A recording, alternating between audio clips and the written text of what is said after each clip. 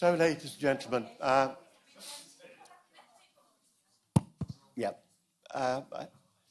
think we have to start because Mr. Gherking has a time pressure and will have to leave us, and we just hope the technical things are sorted out as we go along.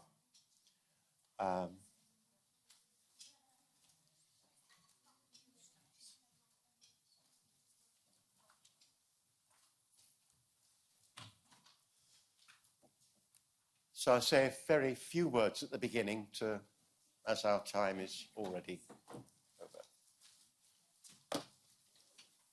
John, have you found it? Good.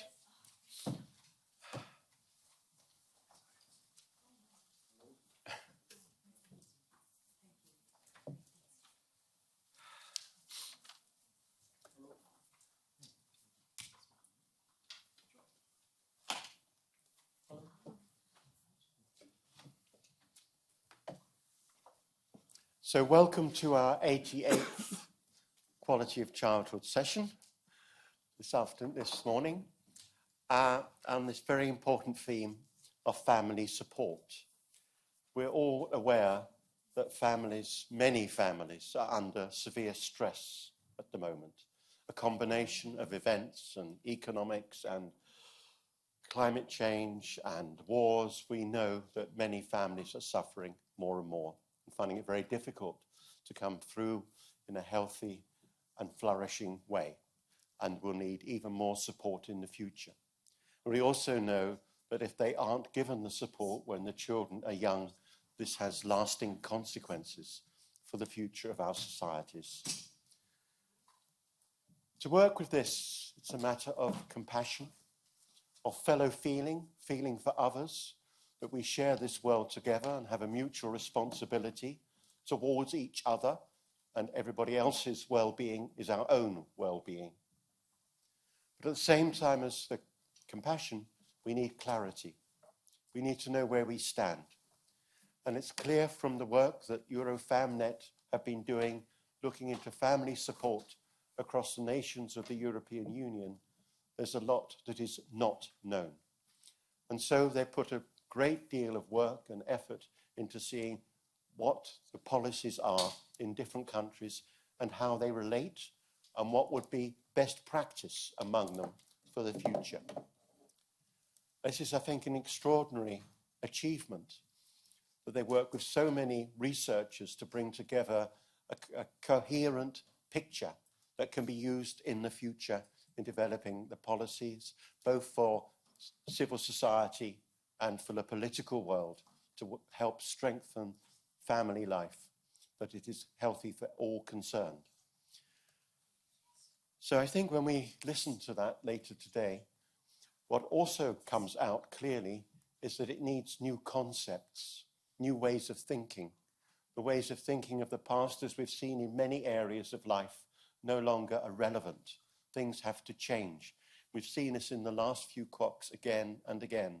What we've been experienced in the last 5-6 years has changed the world we live in, and it's still changing quite rapidly. And so new ideas, new concepts, new clarity have to be striven for at every opportunity, because nothing stays the same.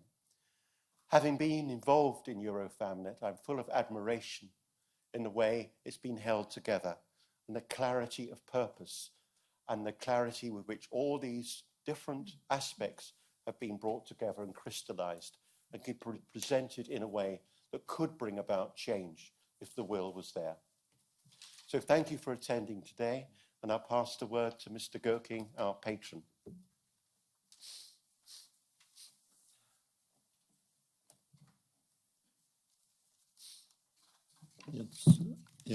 Das Mikrofon funktioniert.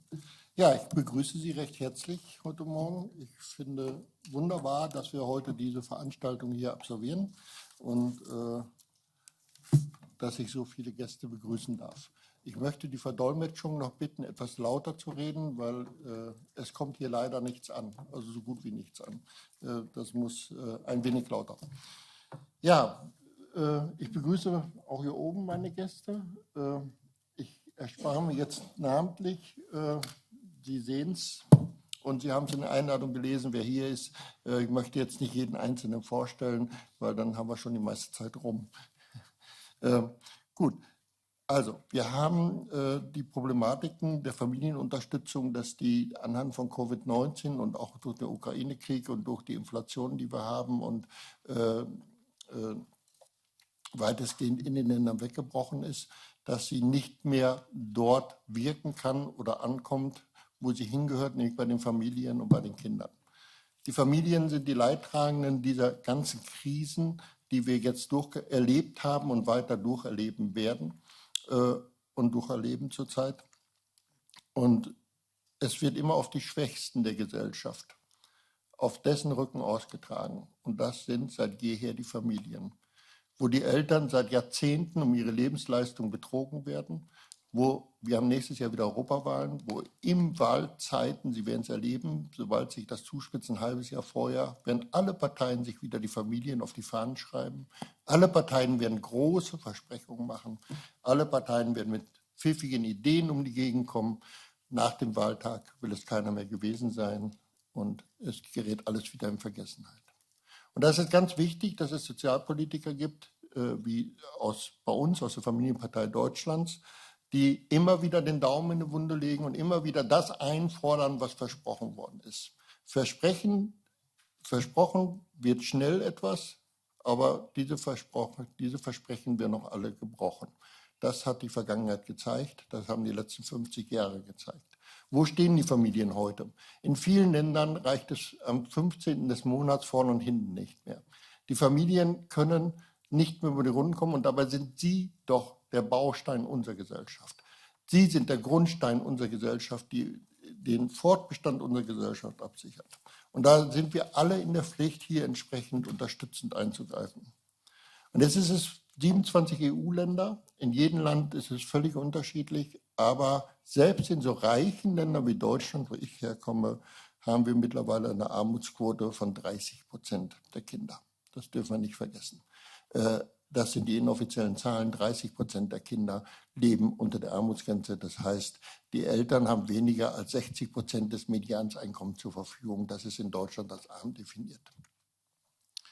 Und wenn man sich das anschaut, was will man dann in den ärmeren Ländern wie Bulgarien, Rumänien, Ungarn erwarten? Da ist die Armut noch größer. Neulich hat mir eine EVP-Kollegin gesagt, sie war erstmalig in einem Roma-Lager in Tschechien und sagte, sie hat gesehen, dass dort Säugling verhungert. Mitten in Europa verhungert ein Kind. Unglaublich. Sie war völlig geschockt.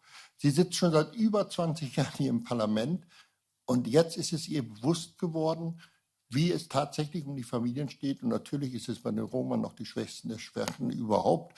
Und sie hat es live erlebt, dass da ein Kind am Verhungern war, ein Säugling. Und unglaublich. Aber da kann man mal sehen, wie weltfremd auch viele Politiker sind. Wie blauäugig die letzten 20 Jahre durch die Welt gelaufen sind. Und da kann man auch mal sehen, was in den letzten 20 Jahren an Familienversprechungen bei jeder Wahl erfolgt ist.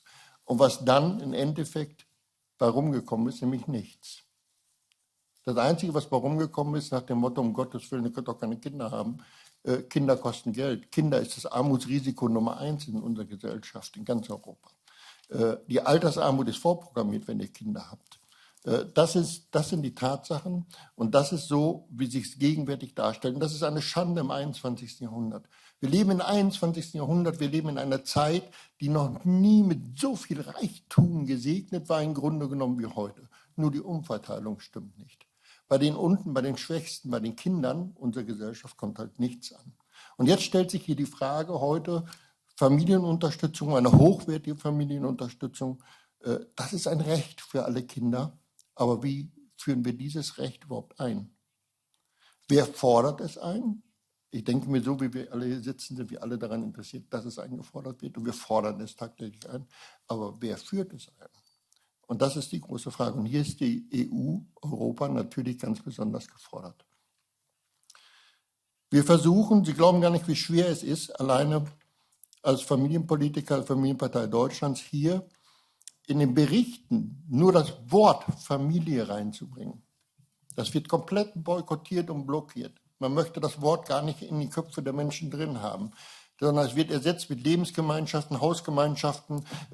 Das Wort Familie wird peinlichst vermieden. Und wir haben da schon ganze Kämpfe ausgefochten, wo wir darauf bestehen mussten und sagen mussten, nein, dann werden wir diesen Bericht ablehnen, wenn das nicht so definiert ist, was es ist, nämlich Familie.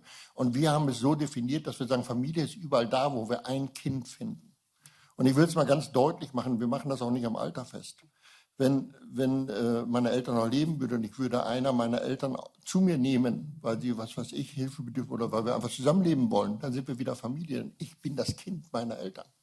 Das ist unabhängig vom Alter definiert. Spielt keine Rolle, wie alt ich bin. Ich bleibe das Kind meiner Eltern und bin das Kind meiner Eltern. Und sobald wir zusammenleben, ist es natürlich Familie.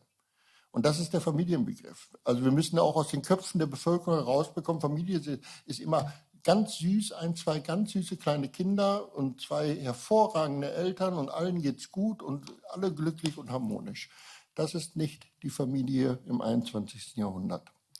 Die Familie im 21. Jahrhundert ist durchaus glücklich, weil sie sich haben, aber es ist auch harmonisch wahrscheinlich, aber es ist wenig wirtschaftlich erträglich. Und wie ich vorhin schon gesagt habe, bei den meisten Familien ist am 15. des Monats Ende mit den Gehältern, mit den Geldern. Und dann ist es nur noch ein Überleben bis Ende des Monats. Und die Leidtragenden sind die Kinder. Wie viele Kinder in Europa gehen täglich hungrig zur Schule? Wie viele Kinder in Europa werden täglich in den Kindergärten, Schulen und so weiter nicht verpflegt, weil sie kein Verpflegungsgeld mitbekommen, weil die Eltern es gar nicht mehr haben? Und das sind Sachen, wo wir als Politiker, da nehme ich mich gar nicht aus, Schuld dran haben, an diesem Zustand, den wir jetzt in Europa haben. Und dieser Zustand hat sich, wie mein Vorredner schon sagte, durch Covid-19, durch die Kriege in der Ukraine, durch die Inflation noch weiter verschärft und so dramatisch verschärft, dass wir dringend sofort handeln müssen. Und ob Sie es glauben oder nicht, hier im Europaparlament reden Sie sich den Mund fusselig. Wir haben für alles um Gott und der Welt Geld, nur nicht für die Familien, nur nicht für die Schwächsten der Schwachen. Ich versuche, seitdem ich hier bin, seit 2019, das Kinderkostengeld einzuführen. Wir waren so kurz davor, dass das eingeführt wird. Und dann haben sich, obwohl zugesagt worden ist, von den Linken, von den Grünen, von der S&D, wurde zugesagt, dazu zu stimmen, haben sich enthalten am Tag der Plenarsitzung. Im Ausschuss mit breiter Mehrheit dafür gestimmt, am Plenarsitzung 324, 25 Enthaltungen wegen dem Kinderkostengeld. Verbal wollte man es haben. 50 Euro, 25 Euro direkt jedes Kind, dessen Eltern weniger als das Medianeinkommen in den Ländern bekommen und 25 Euro in die Kommunen zur Schaffung Familienbegleitung, Familienbegleiterinnen oder Begleiter, um in den Kommunen Europa präsent zu machen und den Familien direkt zu helfen. Das war das Kinderkostengeld oder das ist das Kinderkostengeld und so war ich hier sitze, ich werde alles daran setzen, dass wir es auch umsetzen. Allerdings der erste Versuch in meinem Bericht ist gescheitert, weil sich 324, 25 Abgeordnete enthalten haben. Das ist schon symbolisch dafür, welchen Stellenwert Familien und Kinder in unserer Gesellschaft haben. Da enthält man sich. Man stimmt natürlich dafür, dass die Gastronomie, dass das Bier, dass das alles reduziert wird, dass das bezuschusst wird. Da stimmt man dafür. 7%, bei uns in Deutschland 7% Steuerersparnis auf Printmedien, wie zum Beispiel, seien Sie mir nicht böse, ich spreche es mal aus, das ganz böse Wort, wie zum Beispiel ein Pornoheft. Das ist steuerlich begünstigt. Aber gehen Sie mal die Kinderpampers kaufen, gehen Sie mal die Kindernahrung kaufen, da sind die vollen Steuern drauf. Das ist Wertigkeit in unserer Gesellschaft. Und dann reden die Politiker von, wir müssen die Familien stärken und wir brauchen jetzt in Deutschland ganz aktuell, wir brauchen jetzt einen Kinderbetrag, wir wollen also Kindergeld und so weiter zusammenziehen zu einem Kinderkostenbeitrag. Da hat man uns das Kinderkostengeld ein bisschen geklaut, die nennt sich jetzt Kinderkostenbeitrag. Da gehen alle Alarmglocken bei mir an. Glauben Sie mal nicht, dass da mehr für die Familien übrig bleibt. Da wird höchstens noch was gestrichen. So sieht es aus unterm Strich. Die Leistungen werden zusammengefügt und dann wird entsprechende Beschränkung gemacht. Zum Beispiel ist es ja jetzt schon so, auch in Deutschland, Kindergeld wird zum Beispiel auf Hartz IV nicht angerechnet oder auf das Bürgergeld. Oder voll angerechnet, muss ich sagen, auf das Bürgergeld. Alles zu leidtragenden Familien, diese Politik. Aber 100 Milliarden für das Militär, das haben wir in Deutschland. Und wie gesagt, viele kommen hier aus anderen Ländern. Es sieht bei Ihnen in den Ländern, wenn man dahinter guckt, nicht anders aus. Das versichere ich Ihnen. Und da sind wir halt gefordert. Wir selber und mein Büro arbeitet gerade an einem Projekt, Ganz aktuell, seit gestern kann ich sagen, an einem Projekt, was gestern erst reingekommen ist. Bis Ende dieses Monats müssen wir das vorlegen, wo wir entsprechend einreichen werden, dass wir europaweit die Familien entsprechend anonymistisch hinterfragen müssen, wie es den Familien tatsächlich geht und welche Konzepte es geben kann, zukünftig für Europa die Familien finanziell zu stärken.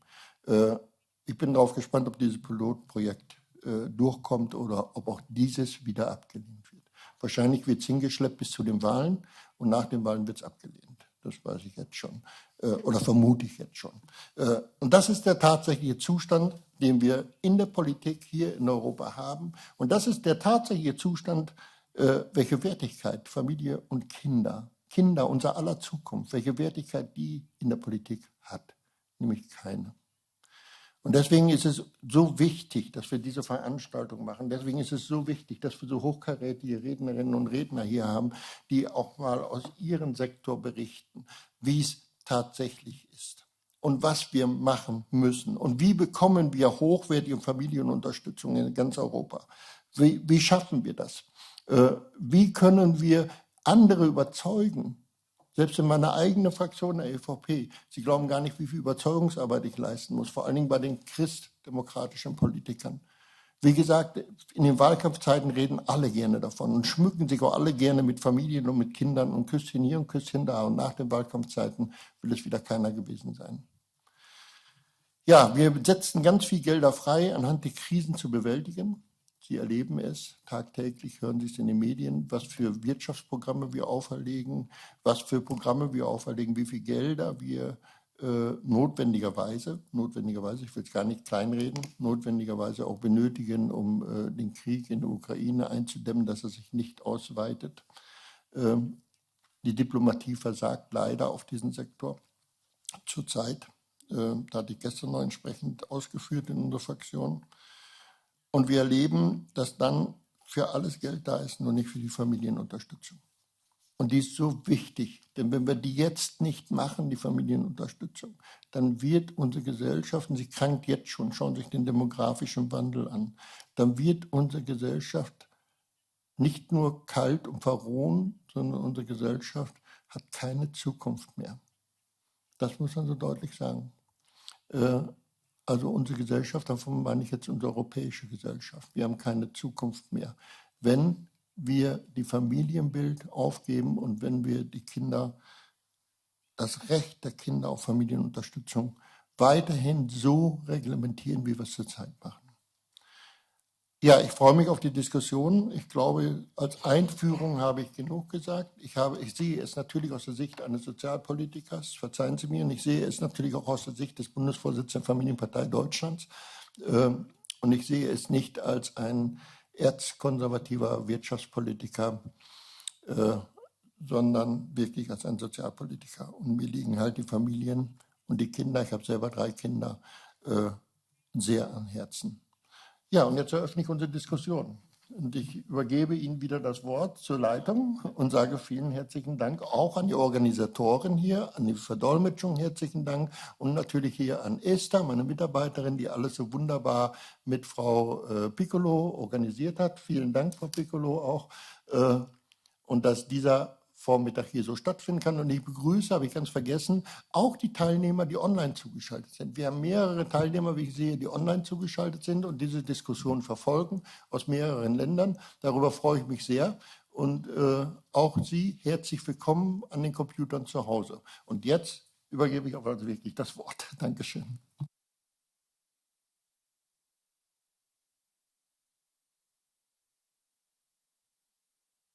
Thank you very much, Mr. Goking, for those passionate words, with the sincerity with which you uttered them, which really supports the work that we've been doing in Eurofamnet. So we pass over to Lucia and John. Thank you. Good morning, everyone. Let me say that I couldn't imagine a better way to celebrate the post-International Day of Women. So happy to be here. And let me start saying thank you to Christopher Clowder and Alliance for Childhood for the invitation to be here. And thank you also to the MEP Almut Gekin for this kind hosting and this passionate, as Christopher said, introduction, because we wanted to establish the rationale to be here talking about families. And I think that you covered that so nicely and so passionately. So thank you for the commitment on this regard. I would also start saying thank you to our colleague Joanna Schema and Makes Mother Matters for the post-talk that they are organizing in collaboration with Daniel Crawford Learning Foundation. So thank you for that support, and for Alliance for Childhood, their team, and Chiara Piccolo for the wonderful organization. So it's wonderful to be here talking about quality family support. We know that you have busy agendas, and we would also to start saying that it's very good news for us that you are deciding to put in your agenda children and families' rights, and to spend some time this morning talking about quality family support delivery. And the main characters of the morning are our colleagues, Professor Ozdemir and Professor Rodrigo. So Professor Canavan and myself, as chair and vice chair of Eurofamnet, what we will do is just a brief introduction to tell you a little bit about who we are, what is the way we are working, and what our priorities. We would like to establish the rationale about why being here, talking at the European Parliament about family support, and we hope that this is helpful in order to smoothly move to or introduce our next speakers. So now I will give the floor to my colleague.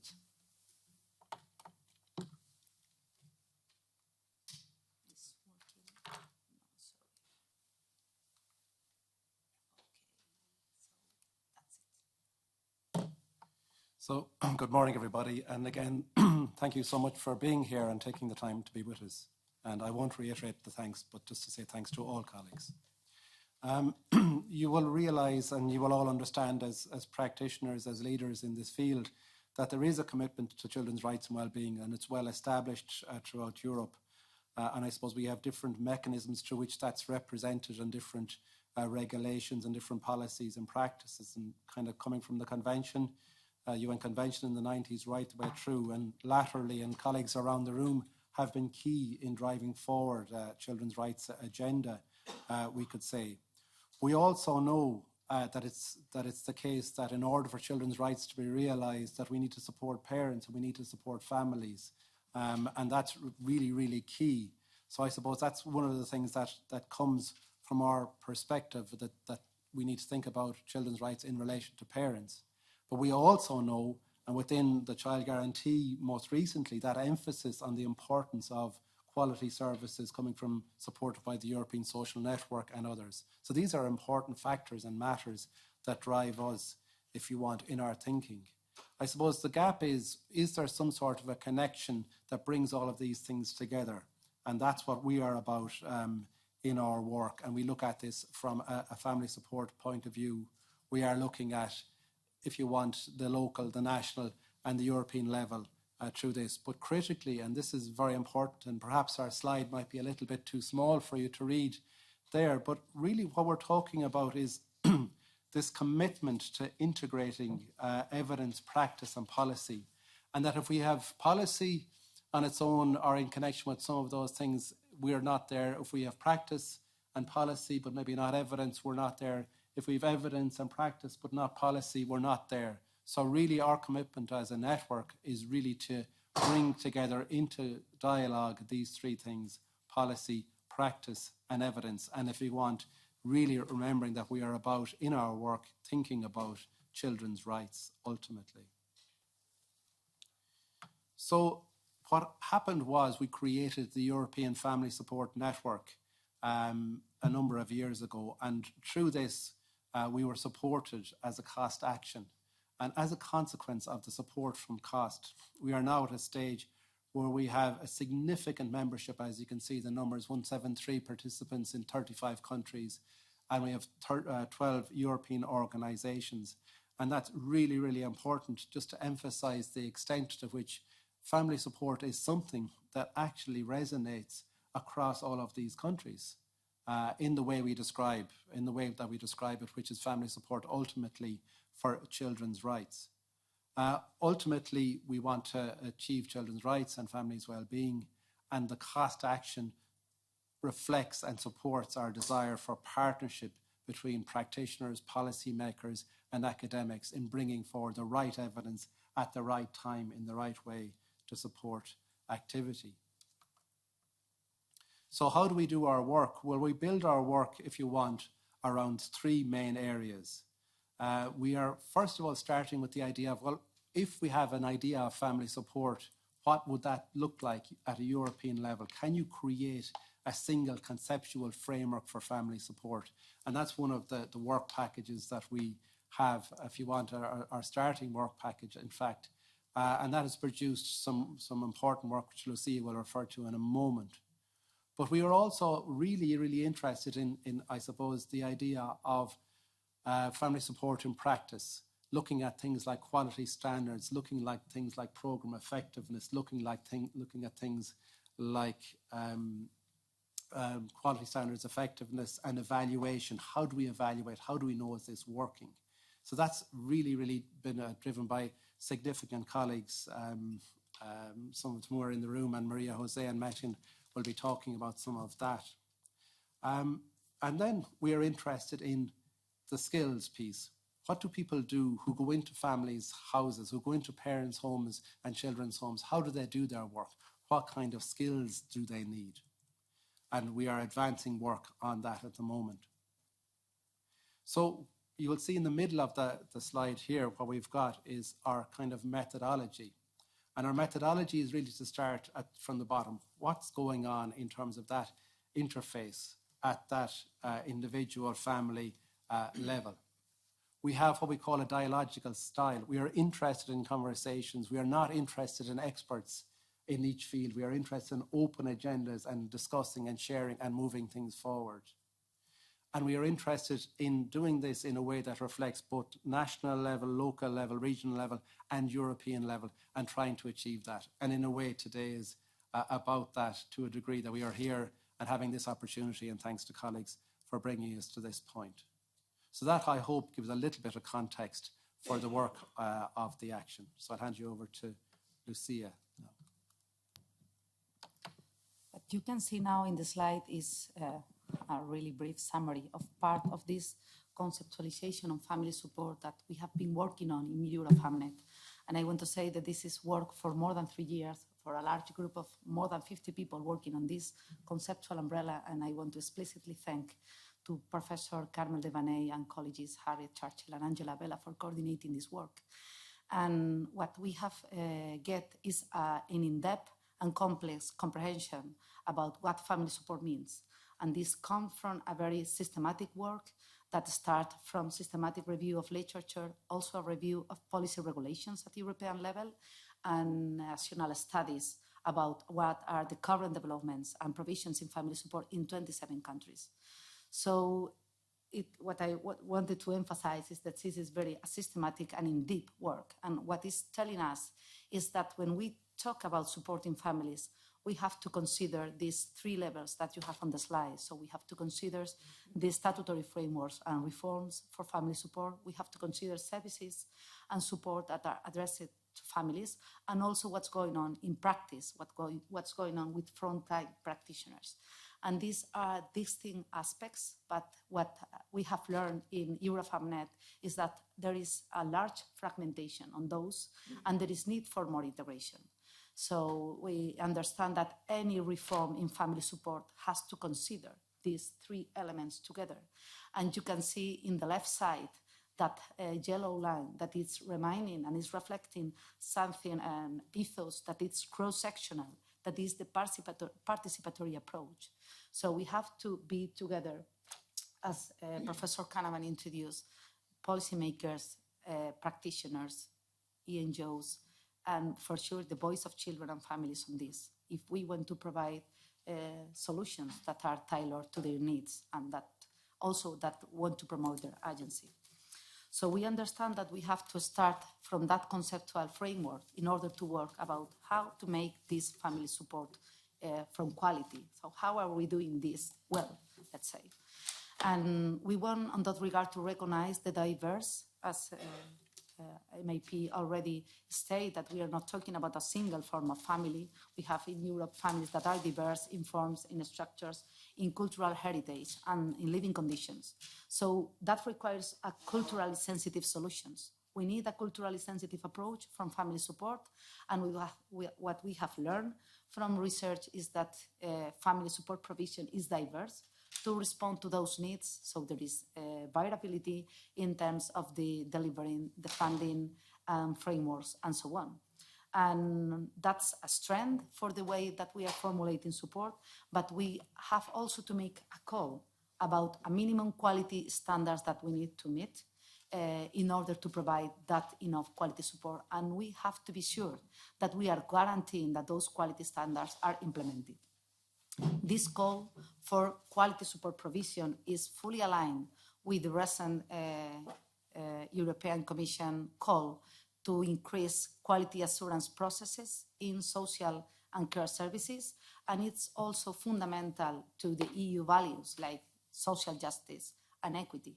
And for sure, we are referring to a citizens' rights issue that has not been fully covered, as has been stated already in the table, or at least there is room for improvement. So that's not very innovative if we say that we need quality standards, that we need to implement those. But the challenge is, what are those quality standards? Which are the standards that we should be focusing on? And Professor Metin Özdemir, in the framework of a large package coordinated by Professor Sonia Birne and Nina Pegnit, as I said, Metin Özdemir has been coordinating this work, so he will talk more about what are those standards that we should be taking into account in family support programming. And the other challenge is, how are we implementing those standards? How do we implement evidence-based practices? So this is where the evidence piece come into play. And before moving to the presentations on those regard, we wanted to share with you what we think is a sophisticated way to understand evidence-based practices in family support, and that is very relevant to understand what is coming next. So when we talk about evidence-based practices in general, we refer to the idea of providing the best solutions according to practitioners' skills and considering clients' preferences. When we talk about this, particularly in family support, we have to consider that we are talking about a workforce that is multidiscipline, is multi-sector, and works collaboratively. So that makes a difference when we think about practice in family support. And we think that there is need for an interactive dialogue between research and practice. So the evidence has to come from practice, from that bottom-up process, and go back to practice and provide solutions that are useful, that are valid for each different context. And what probably is the most important for us is that when we talk about our clients, that has been already said on the table, we are talking about children and families. So this is not a preference issue anymore, but this is a right question. So we are talking about what children and families deserve, because they are right owners and they are EU citizens that deserve that the solutions we are providing are really and are actually making possible that those rights are achieved. So that means that there is need for a direct relationship between results and rights. That also means that we need these culturally informed solutions. And also we need to hear, and I'm not, and I want to repeat again, so it's not waste of time saying that we have to hear and start from the voices and the perspectives of children and families on this. So I hope that this morning we have the opportunity to extend our thinking about this, and I want to thank our colleagues, Professor Özdemir and Rodrigo, that will follow our discussion and our thinking on this. Thank you very much. So, thank you very much. So, Thank you. He's coming first.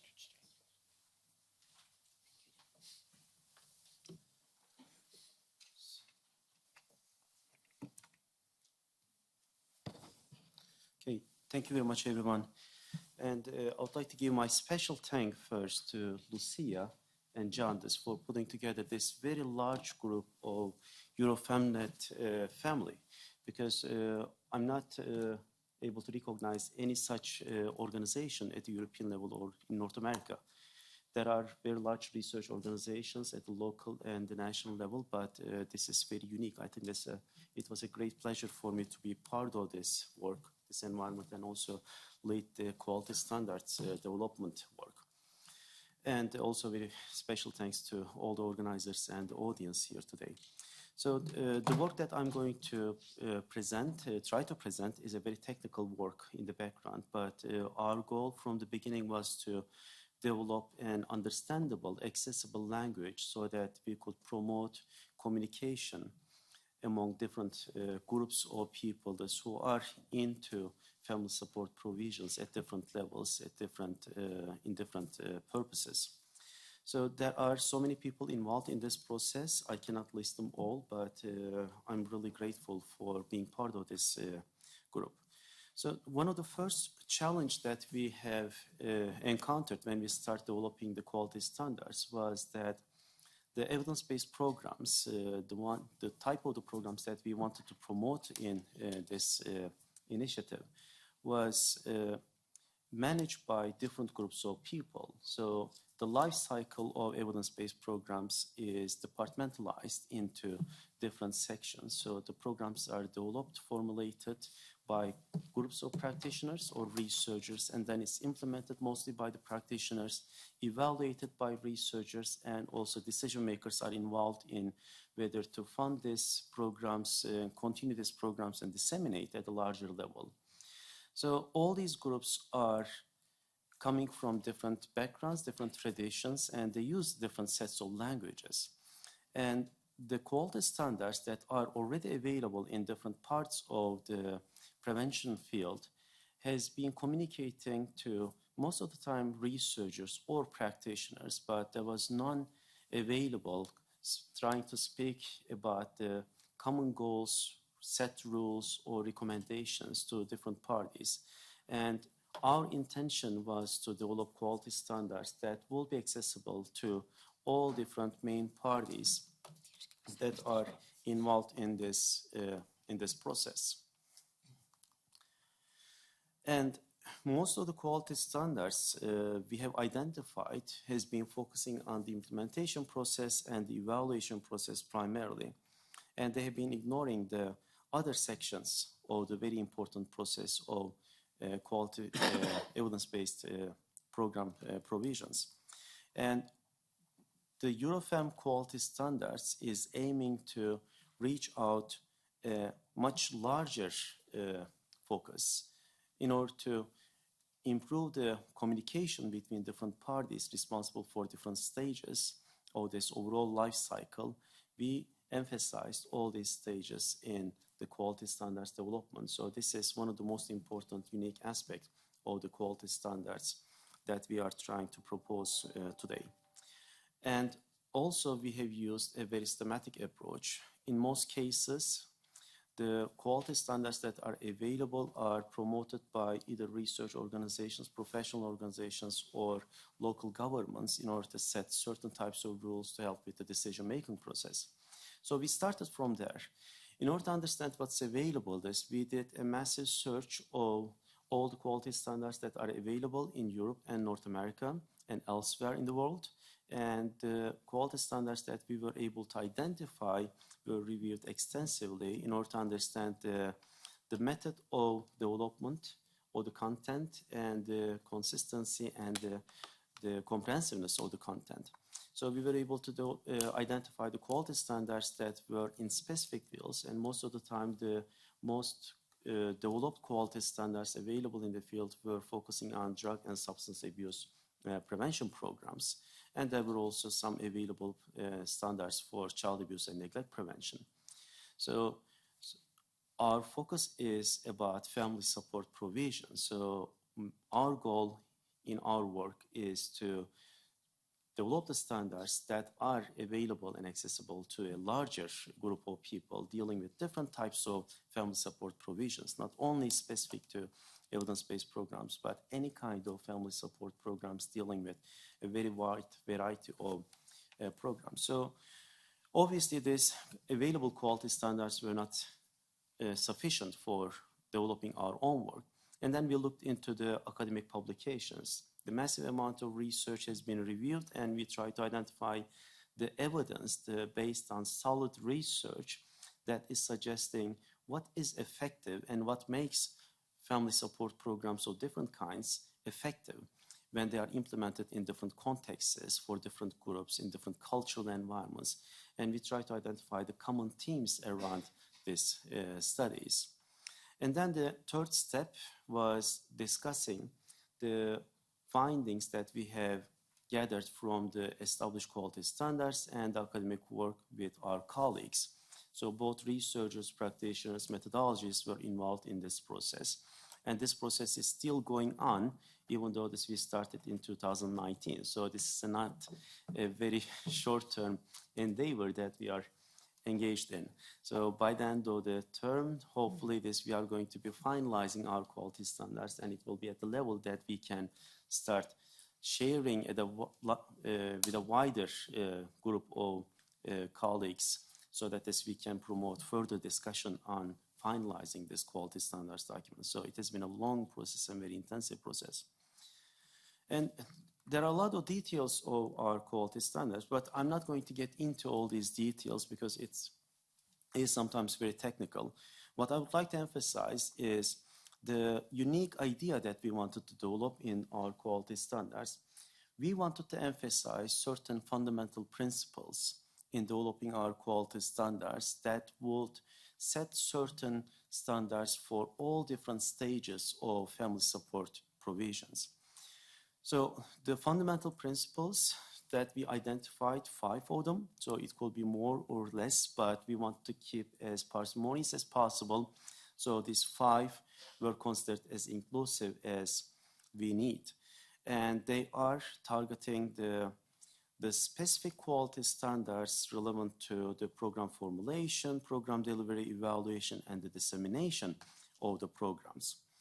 So these 5 fundamental principles are at the very core of all our work. So anything that we propose for program development, high quality program development, these 5 fundamental principles are making contributions, substantial contribution to the quality standards relevant to program formulation, and the same applies to delivery, implementation work, evaluation, and the dissemination. So they are the central points. So what we understand very briefly about these 5 fundamental principles. The first one is responsiveness. So we consider that quality family support programs should be responsive to the needs of the target groups. And now in Europe, the families and children are coming from very diverse backgrounds, and they have different needs. So there are different layers of these diversity in their background. There are cultural differences, socioeconomic differences, and many others that we cannot count. So the high quality family support program is needed to be responsive to the needs of the target group, specific to their unique backgrounds. And our second fundamental principle is the feasibility. Sometimes there is a big dilemma between researchers and practitioners in terms of what is the best approach to provide provisions to families. And sometimes as researchers, and myself as a researcher also, we think about complexities and we believe that complexities are better. But at the same time in the practice, complex things are not really feasible. Complexities sometimes are killing the very well-intended, well-developed programs very easily in the field, as you may recognize, and I see some smiling faces. I think we share the same idea. So feasibility is one of the important quality, basic principle that sets forth the quality standards in our work. The work needs to be feasible in terms of considering the specific contextual characteristics that we are going to provide these family support programs. And another important aspect, the fundamental principle is ethicality. So everything has to be following the professional, local, and national level guidelines. So there are some differences between different parts of the world in terms of how ethics are considered. professional ethics is sometimes different than the practices, and there are also laws at the local and the national level, and also at the European level. So what we are proposing is that we need to have a more comprehensive approach when we consider ethics. It needs to be taken into account both the professional ethics, sometimes it's a bit further away from the law, so it's more progressive, and also we need to consider the new developments and legal rules and regulations in our family support provisions. And also, the next one is reflectiveness. So a family support program should reflect the views, opinions, and the values and the background of the target groups. And we need to include in the process of program development, implementation, evaluation, the target group. So this is a very common argument. In most of the cases, we adapt this idea, but including the target group in the process of these stages does not really mean that we are reflecting their unique characteristics in the process. Sometimes inclusion is a more of a static approach that we place people in a group of work, but they are not, their needs and their wishes, their opinions, their backgrounds are not really reflected strongly in the work that we are doing.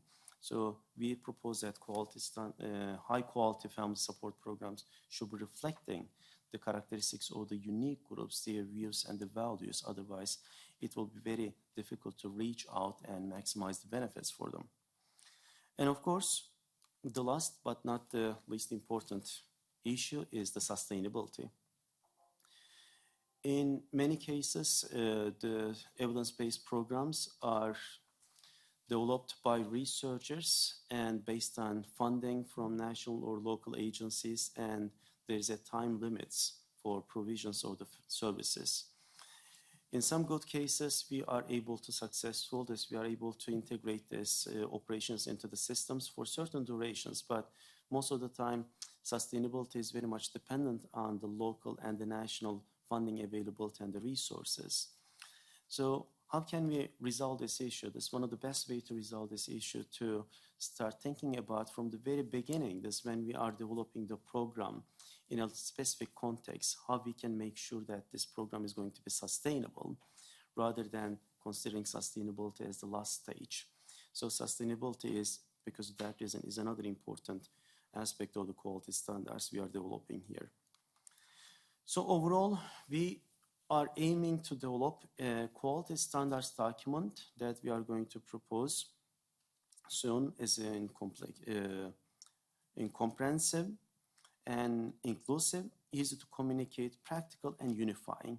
So the idea that we are aiming for here is to achieve certain goals so that we can use these quality standards not only for a certain group of people for a specific purposes, but to unify, develop a language, a common language between program developers, practitioners, researchers, and decision makers so that we can take the work that we are engaged in to next level.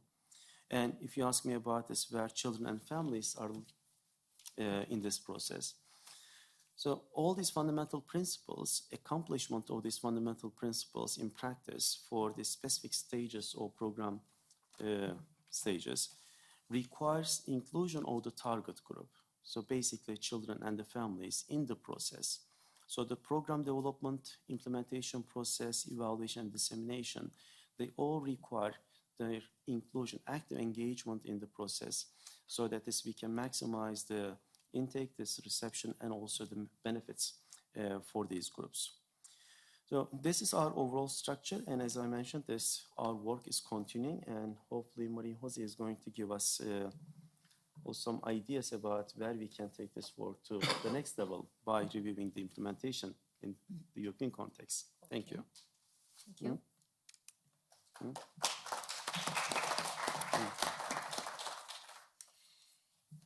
Good morning to everybody. I'm happy to be here and to be a presenter in these sessions. And I also express first time my gratitude to Lucia and to John for steering so well this project, because it's a complex project involving so many countries, but combining efficiency the sharing of knowledge and expertise. I praise very much that, but also friendship and also the cultural meeting of different points of view, different standards in our respective countries. And so going so smoothly into the task that we are fulfilling quite well until now. Also, thanks to the organizers for making possible these wonderful sessions and getting the audience in front of us. Well, my task is specifically going a step towards the implementing evidence-based.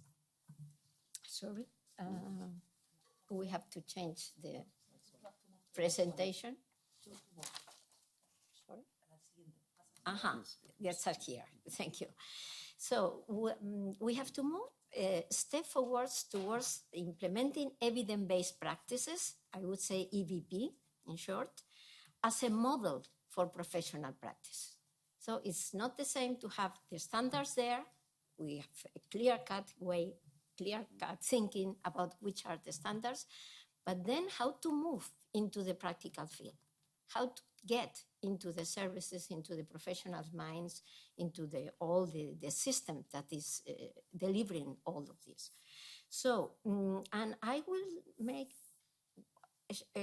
a showcase with the comparative survey study that we have done with 20 countries that are involved in the Eurofamnet. And in doing so, I would like to attract the attention into the current situation we have now in Europe. First, we have to take into account current situation. I can do it. Well, no, it's not working. Oh, yes, sorry. I have to go a step before. So first, we have to take into account that the European policy, I think, is well aware of the importance of adopting EVP. I think finally, we have a lot of examples on this, but they think that it's very good for investment.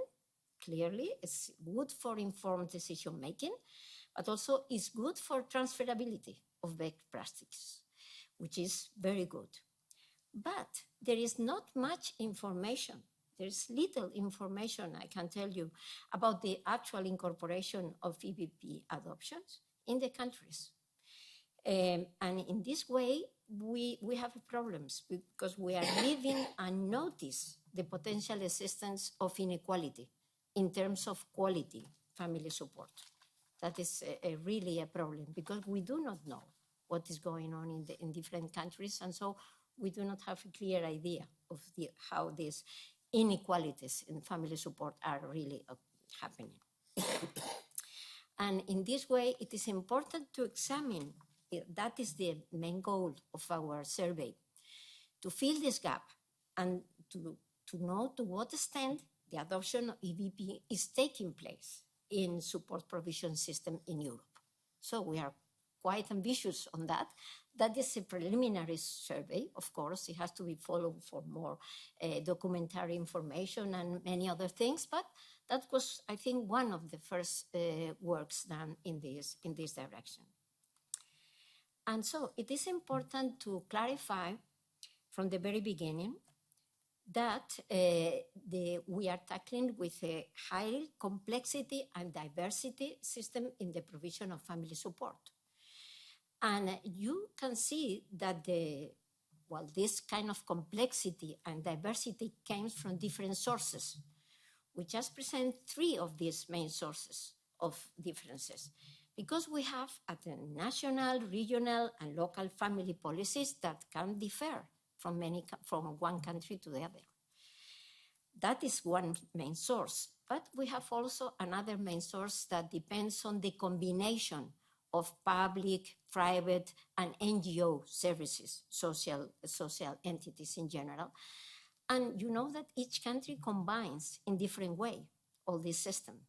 That can be another source of complexity and diversity. And the third source is also very, very important because we are tackling different target populations in some countries, they follow a universal progressionism that involves going to the wider family support in a universal stand, and then providing extra efforts as soon as we are getting into more complexity needs.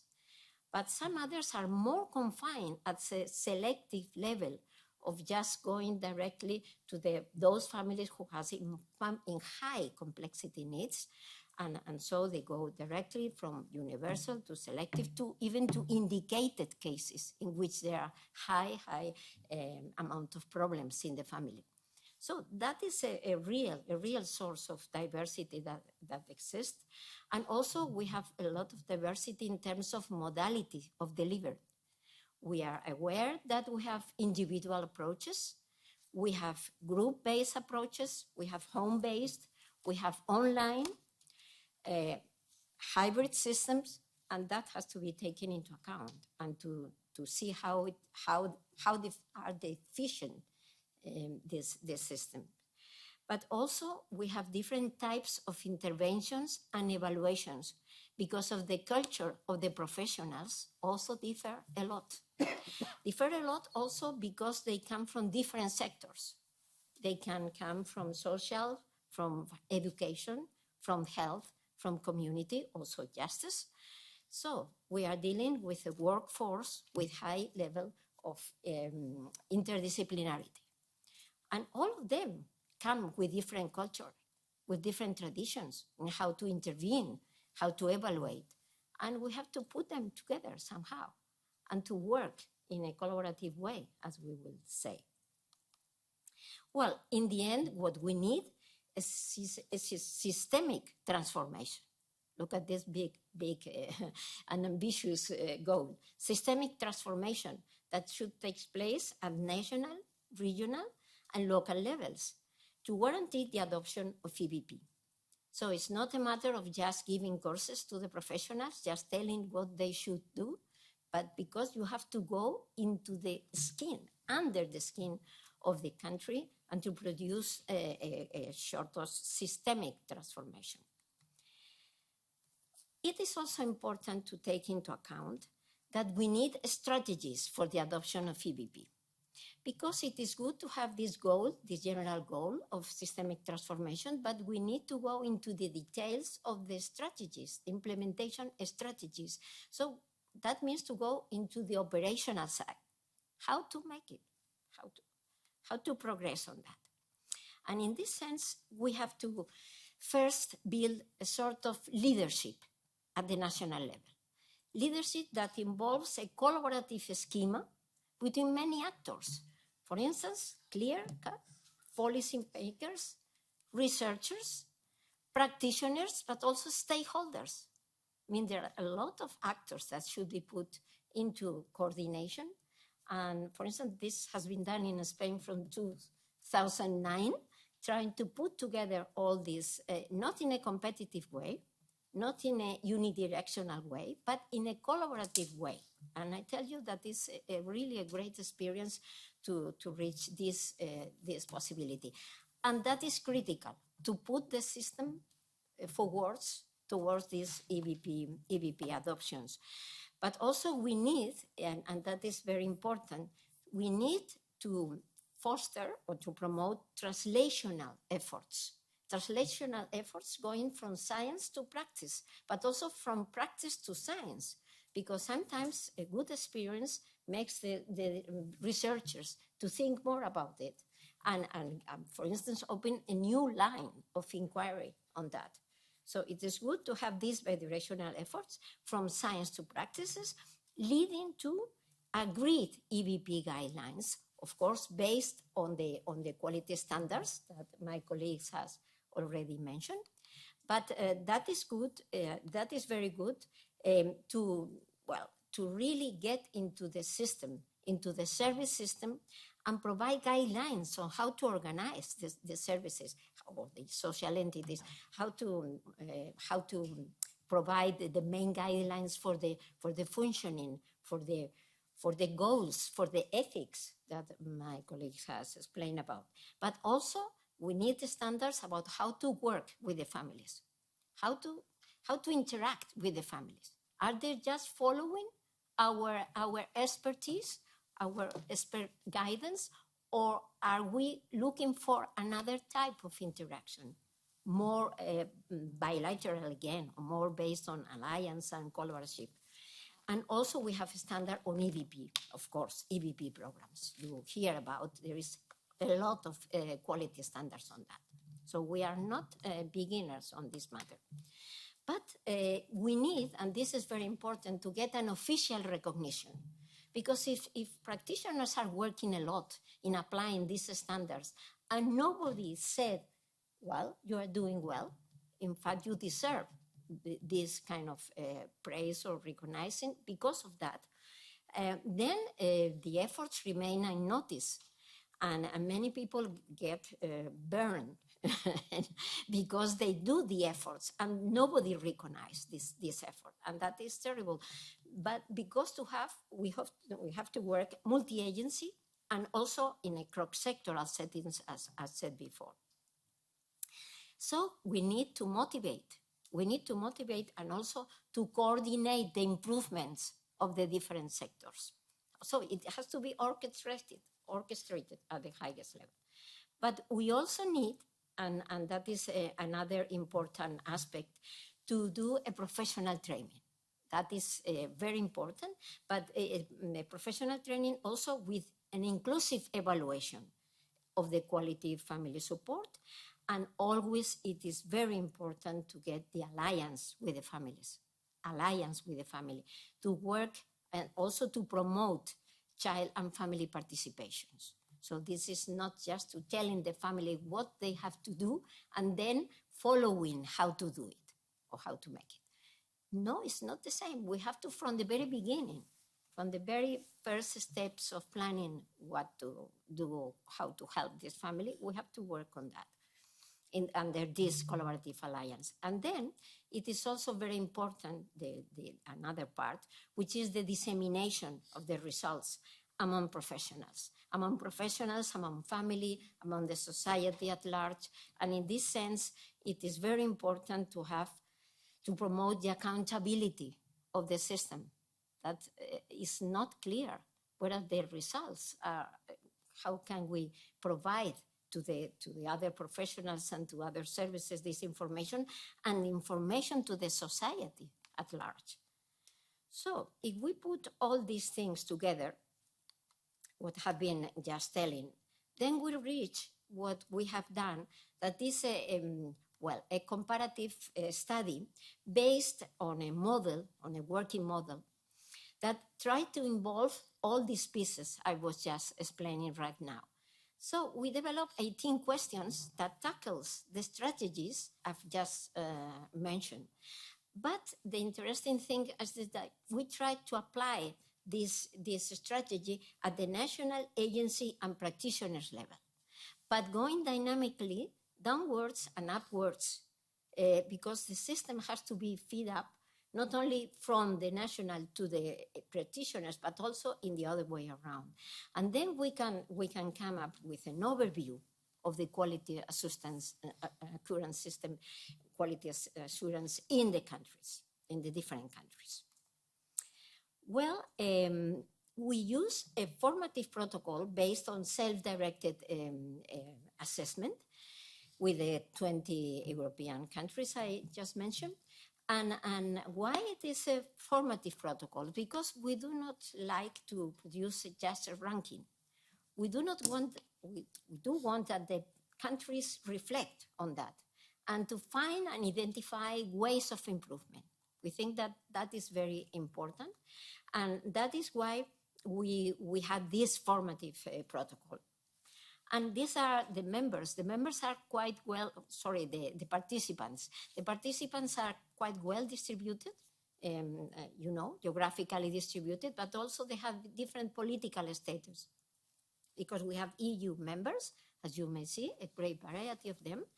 We have EU candidates, and that is very important because these countries seldom appear in the comparative studies, and we should take them into account because they are in the waiting list. to be in the future members of the European Union. And of course, we have non-EU members. Now we have the United Kingdom and Israel. And also it is important to take into account that we use consensual responses. Not individual responses, but consensual responses given by members of the Eurofamnet national supporting networks that we created on the spot thanks to the project. But also sometimes we ask members for high coordination agencies already existent in the country, and all of them gave a sort of consensual responses. So you can trust that they are responses that do not belong just to an individual point of view. And that is important for our safety. The next slide presents the results. Well, of course, in a Sumerian way, but I think it is important to remember that our results are organized in terms of profile of responses that we present in a progression towards EBP adoptions. So if we say initial, that means initial steps, medium, and advanced. And we put it like this. And in the initial step is very important because we are very happy because of these results, because you see that the majority of responses are really using and establishing legal and policy national frameworks, even also the candidate countries, on child rights, protections against violence, and family support, and many other things. So you see that the foundations are somehow laid on getting on this EBP agenda. But we have also, that is also nice to have international recommendations endorsed on child rights and family support. Look at the high percentage of responses. And also we got international, national, local NGOs, and also national and regional services. That is very good news, but is this enough for getting into the EBP agenda? I'm afraid it's not enough. And so we got into the medium level, in which we have the appearance of local services and as proximity services that are very helpful for the family. That appears in these median results. By the way, look at the percentage. The percentage are moderate. It goes down. But we have important achievements in terms of practically all the strategies I've just mentioned, because we have stable bilateral collaboration. That is good. We do not have all the actors I mentioned before, but at least bilateral collaborations. We have an acknowledgement of EBP guidelines, so there is a sort of consensual guidelines. We have the recognition of EBP use of services, at least at the level of services.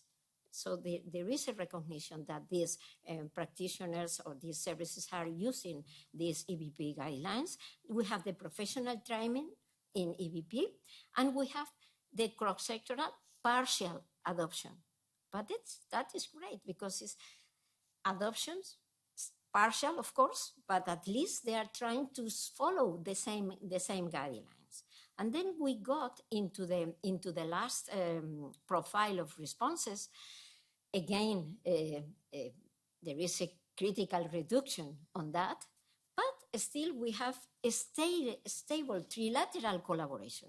The first time that appears, that stable trilateral collaboration, we have the EBP guidelines fully adopted, not just acknowledged, but adopted. We have the recognition of EBP at the professional teams. That is very good because it means that the system permeates into the practitioners level, but also the cross-sectoral fully adoption of EBP. That is, it's very nice.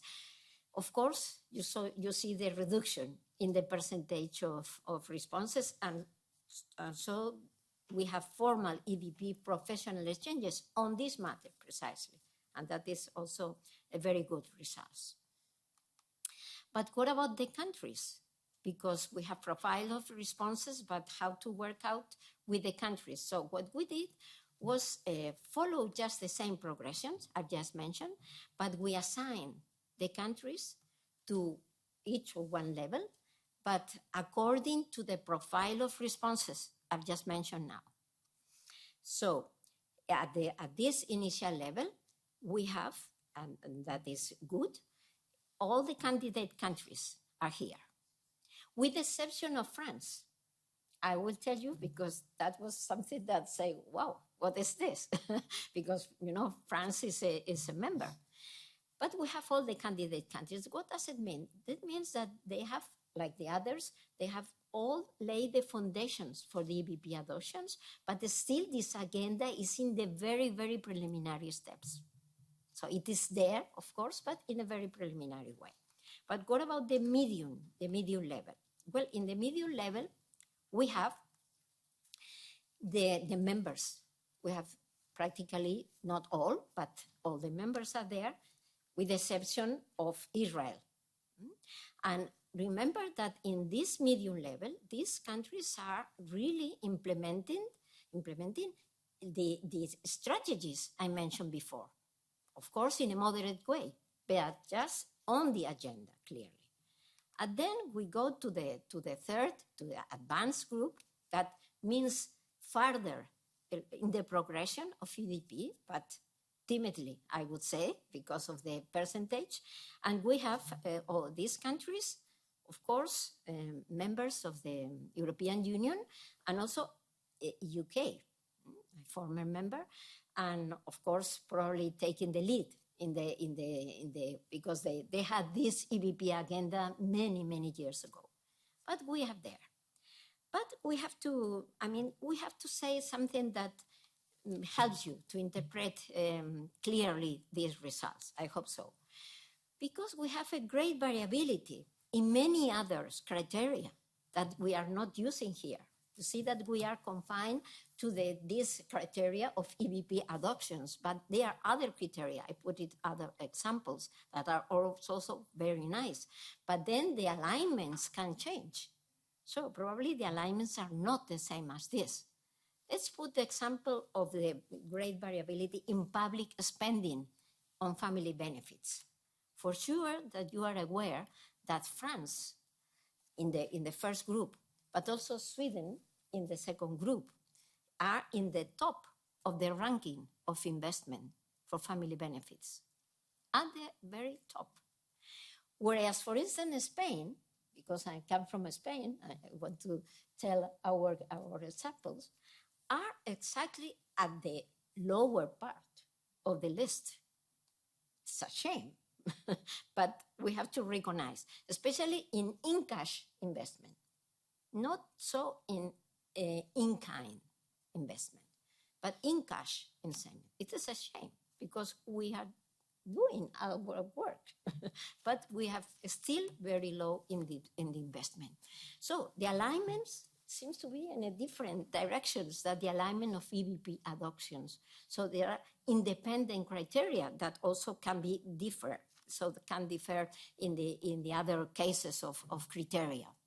In some other cases, it is probably that it's okay, it's following the same line. But the processes are different, as you may understand. So they should be treated in principle, being skeptical of the way they will go. And so we have to, I just have to finish with this explanation that I think is very important. It has to do with the word evidence ecology. This notion comes from the World Health Organization in 2021. I like these notions because this means that there is a need for the whole ecosystem to change in the following sense: to produce evidence, to transfer evidence, but also to apply evidence to the practical settings. So it's not enough. So we have to go into the practical settings to really fully implement the whole thing. And I like this because at the end it's a healthcare system and it's going, I think it's going well, far away from us. They are more on the EVP agenda, but still they need this ecosystem. And this is the same in the case of the quality family support. We need an ecosystem. And so we need, sorry, that I have to find a way. We need, of course, we need to raise the awareness for a sort of cultural readiness to open our system into this EVP agenda. This is the first thing to make, the cultural readiness of the countries involving, of course, involving the system, the provision system, involving all of this. But I like the idea of cultural because it is something related to the culture. Something that makes the professionals really aware of the importance of that, and also making the families to be aware of the importance of the quality. And that is the second part, I would say, engage stakeholders on this kind of advocacy for quality services. And that is very important to ensure the participation of children and families in the process.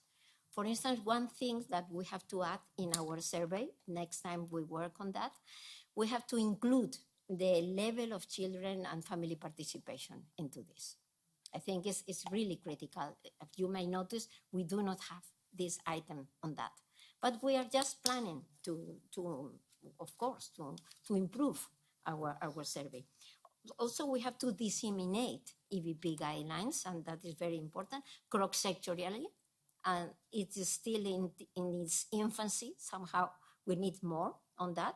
And also that would be important to facilitate the collaborative work in the child and family support. And we need, and I would underline the word interprofessional training, because we work with our own disciplines in our mind, and then it's difficult for us to collaborate because we follow different frameworks, different training. And so we need to really to prepare, and that also a kind of things that we are doing in the Eurofine Net in another section. We have to work with this workforce that has to work in accordance with competency standards, that we are starting to establish these competency standards. Which are the capabilities? Are they regulated? We are talking about interprofessional training. It has to be done.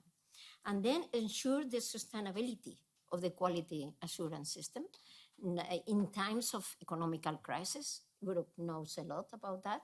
In times of health crisis, and to have them sustainably working as a guarantee to child and family well-being. And finally, to promote recommendations at the European level. Not just getting the main idea of having this EVP for investment, for policy decision making. That's great. I mean, that's great principle for that. But we have to help a little bit more the countries to be more concrete and help them in strengthen this quality family support, because we have at risk to have inequalities on that. And then our child and social rights may suffer from that. So we hope that all these things can be done in the near future. And for sure, we will work, I can tell you, intensively on that. Thank you very much.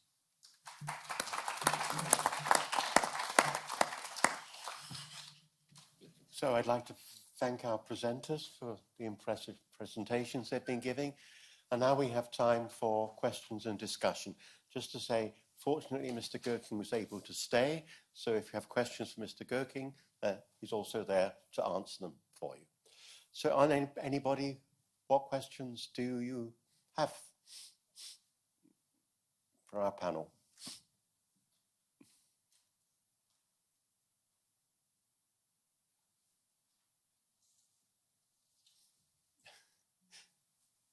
Aya?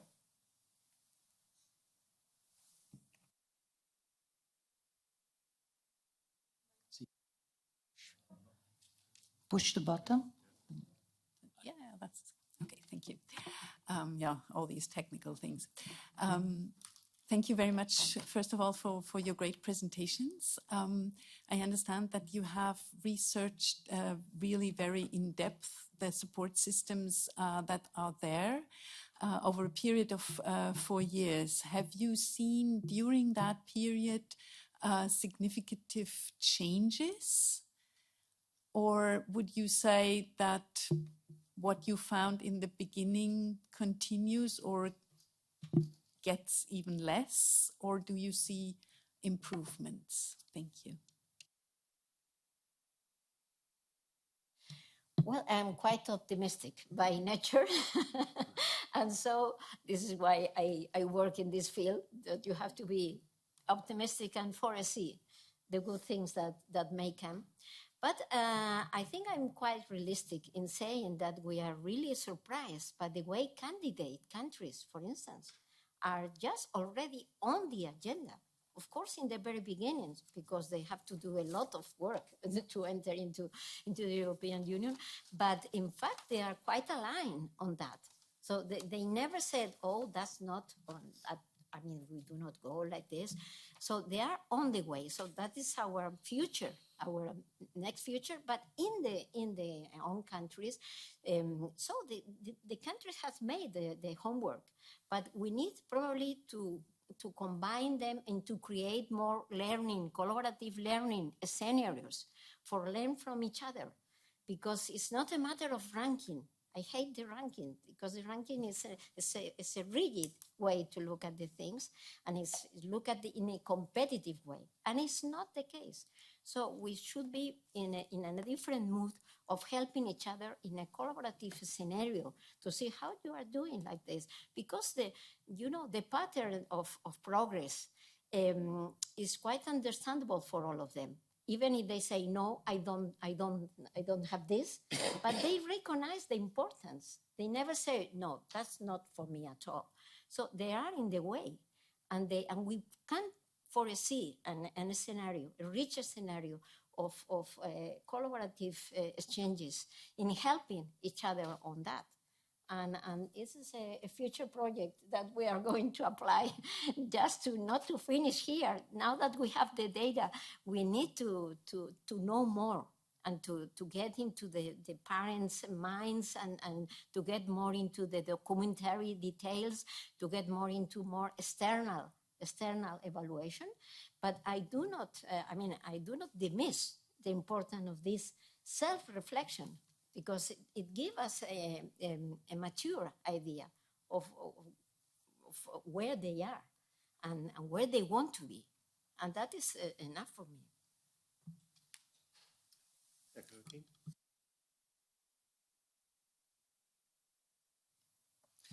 I wanted to ask who, we saw the participants from different countries.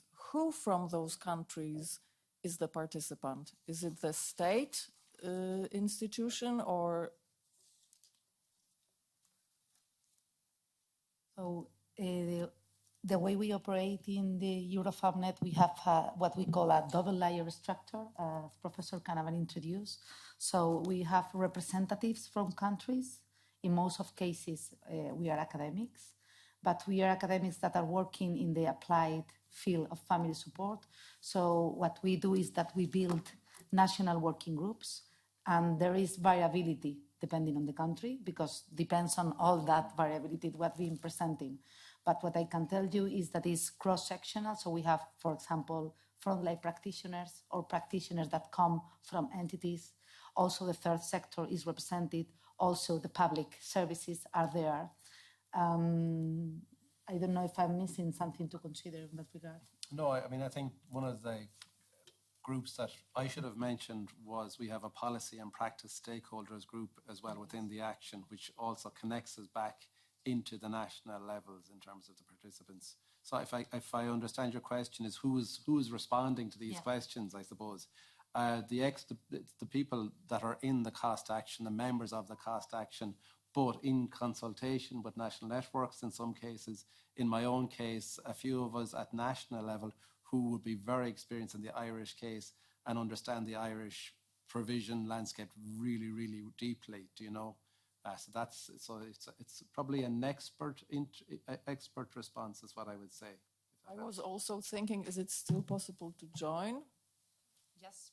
Yes, please. Okay. Yes, please.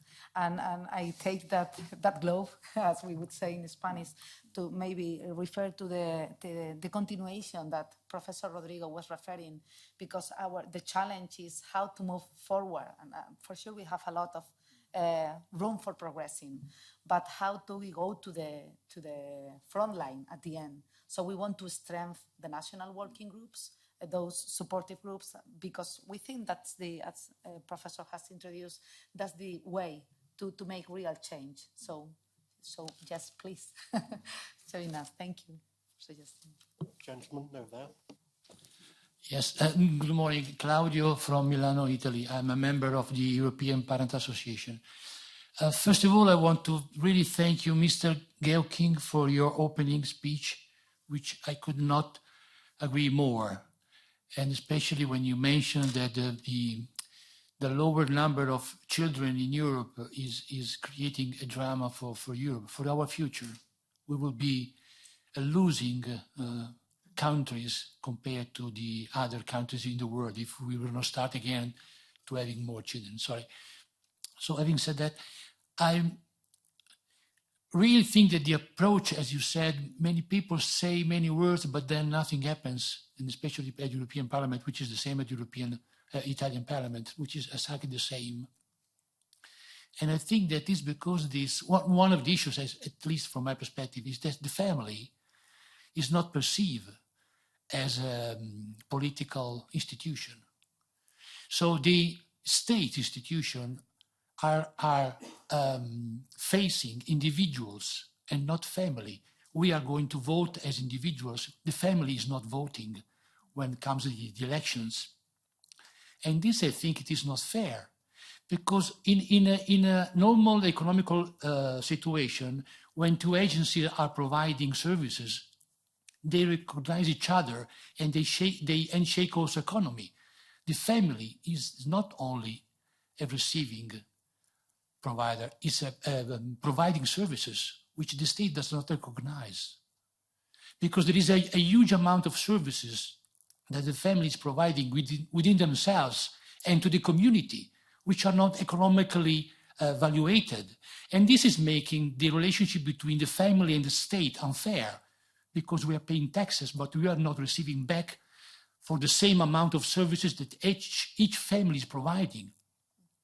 Sorry for the long introduction. Now the question is, do you think there is any space for the future, maybe not tomorrow morning, that our community, our European Parliament and ourselves, we start thinking to the family in terms of service provider and not only in service receiver? And so we start thinking in the totally opposite way, when we should recognize the service provided by the family to the community, and started thinking, oh my God, what is the value of this? What is the value of a family keeping old people in home instead of going to the hospital, or other things that you know much better than I? And so would this not change the paradigm between the relationship between a family and the politicians? Do you think that there is any space, or this is just a dream? Thank you. Ja, also Sie sprechen mir natürlich aus der Seele. Als, wie ich schon gesagt habe, Bundesvorsitzender der Familienpartei Deutschlands. Ich erwähne es nochmal, wir haben zum Beispiel bei uns im Programm die Forderung stehen, dass Familien ein spezielles Wahlrecht zukommt, dass wir ein Familienwahlrecht bekommen. Wobei wir hier untereinander natürlich, gibt es verschiedene Szenarien, da haben wir uns nicht festgelegt, wie auch immer das dann mit Leben gefüllt wird. Ob man für jedes Kind eine Ersatzstimme abgeben kann als Eltern, oder ob man sagt, nein, Familien haben grundsätzlich die Gewichtung auf 1,5 oder 2 Stimmen, damit Familie hier ein Wahlrecht bekommt und das Wort der Familien entsprechend mehr berücksichtigt wird und bei der Wahl. Und dann ist es nicht mehr so einfach, nur Versprechungen zu machen, denn dann haben es die Familien in der Hand zu wählen. Allerdings kann ich Ihnen heute schon sagen, leider ist es zumindest in Deutschland so, dass die Familien heute nicht mal von ihrem Wahlrecht Gebrauch machen. Viele Familien bleiben zu Hause, die sind resigniert, sie wollen nicht mehr, sie fühlen sich betrogen, von der Gesellschaft verraten. Und sie haben ganz andere alltägliche Probleme, die sie immer mehr einengt in ihre Bewegungsfreiheit und in ihr selbstbestimmtes Leben. Und daher gehen viele gar nicht erst zur Wahl. Denn anders ist es nicht erklärlich, dass hier die Familienpartei Deutschlands aus Deutschland heraus nicht mindestens 20 Sitze hat. Das ist nur dadurch erklärlich, dass die Leute zu Hause bleiben, resigniert sind, weil sie den Politikern einfach nicht mehr glauben. Und sie glauben gar nicht, wie schwierig es für mich ist, am Stand, ich rede jetzt von Deutschland, am Stand in Deutschland zu stehen und versuchen, den Menschen nahezubringen, Mensch, beteiligt euch aktiv an die Politik. Und immer wieder höre ich, ach, die Politiker, ihr lügt ja sowieso alle. Nee, nicht ihr lügt alle, sondern die Altparteien haben gelogen entsprechend. Aber uns wird es dann auf die Fahnen geschrieben und dann verweigert man sich den Wahlen. Und dann haben wir halt solche Konstellationen, die nicht den Wählerwillen widerspiegeln. Wenn man alle Wahlberechtigten in Deutschland nimmt, zum Beispiel nehmen wir jetzt die Bundesregierung, es sind ja nicht mal 25% oder nicht mal 20% der Wahlberechtigten in Deutschland, wenn man die zusammenzieht, wenn alle zur Wahl gegangen wären, hätten die ja nicht mal 20% der Stimmen bekommen. Und die bilden die Regierung mit Mehrheiten. So verschiebt sich das. Das heißt, ich will darauf betonen, die Familien haben es auch mit in der Hand. Sie müssen zur Wahl gehen, sie müssen ihre Stimme abgeben. Und in jedem Land gibt es Parteien, da bin ich mir ganz sicher, in jedem Land gibt es Parteien, die die Familie wirklich vertreten und auch entsprechend in ihren Wahlprogrammen berücksichtigen und die es ehrlich meinen. Und das sind nicht die altbekannten Parteien, das sind meist dynamische, junge, neue Parteien. Und was mich hoffnungsvoll stimmt in ganz Europa, das ist dass sich die Jugend jetzt wieder ein bisschen mehr für Politik interessiert. Wir erleben es in Deutschland, die sogenannten Klimakleber, die sich überall festkleben. Das wünschte ich mir manchmal auch für die Familien, nicht nur fürs Klima, sondern dass sich die jungen Menschen auch sagen, ja, wir wollen Familie haben, denn es gibt Umfragen, wo über 90% der befragten Jugendlichen zwischen 15 und 25 Jahren, 90%, jedes Jahr sagen, was wünscht ihr euch für die Zukunft? An erster Stelle steht immer Familie und ein eigenes Haus.